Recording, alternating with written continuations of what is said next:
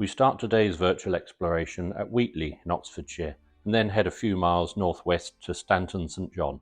Then we venture further west into Gloucestershire, looking at sites near Cirencester, Leighterton, and we finish our journey at Staverton near Cheltenham.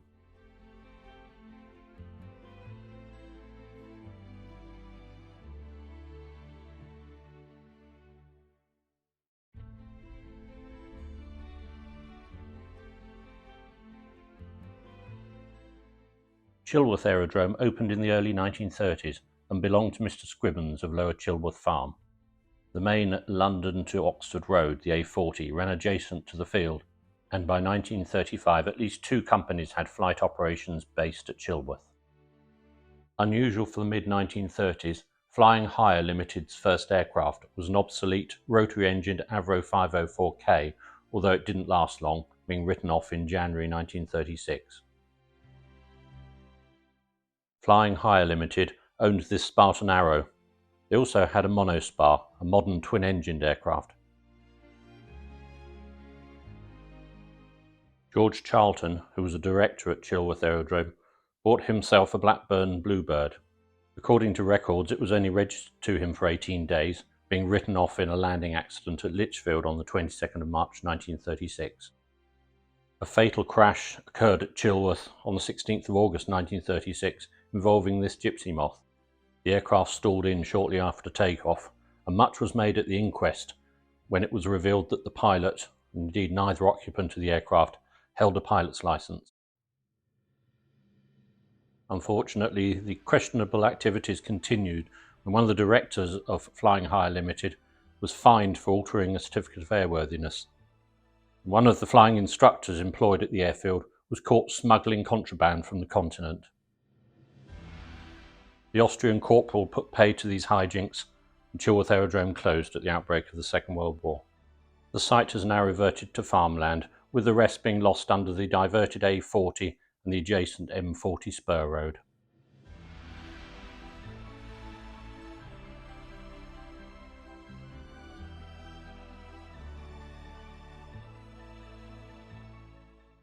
In 1933, a small airfield opened between Headington and Stanton St John.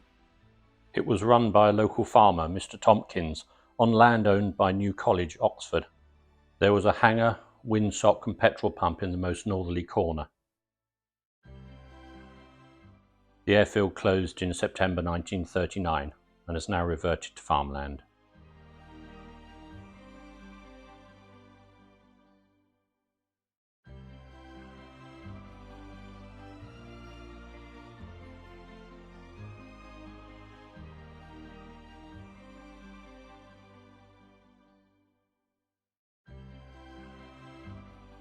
An AA landing ground was listed 2 miles northwest of Cirencester, comprising of 2 different fields. Field A could be landed in at any time, whilst Field B required prior notice due to grazing animals.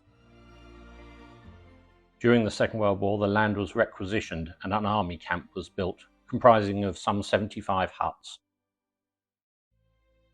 After the Second World War, the army camp became a Polish resettlement camp. The camp was open for some 15 years as a home for former Polish servicemen and their families. The camp closed in 1962 and the final families were dispersed into the wider community. The land has now largely returned to agricultural use.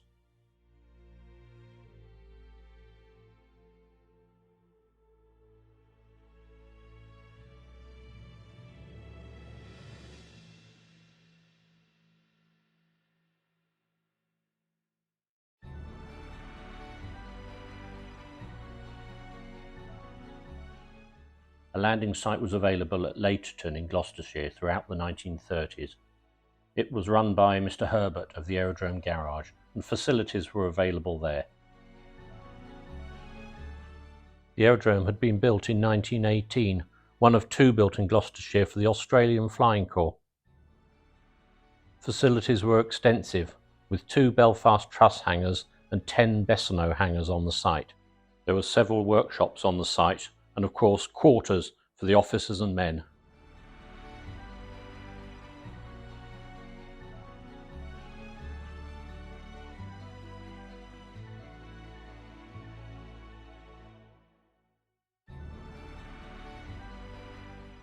Accidents were inevitable, and although the Australian Flying Corps left in late 1919, 24 Anzacs remain today, buried in Leighterton churchyard.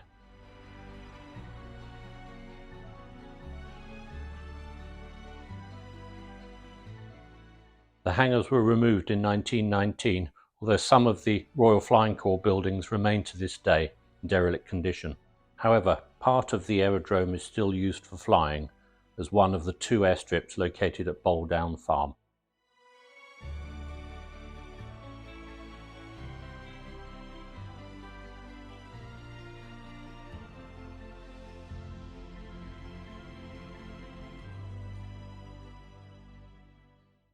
In the early 1930s, an aerodrome was built between Gloucester and Cheltenham, just on the north side of the A40 road.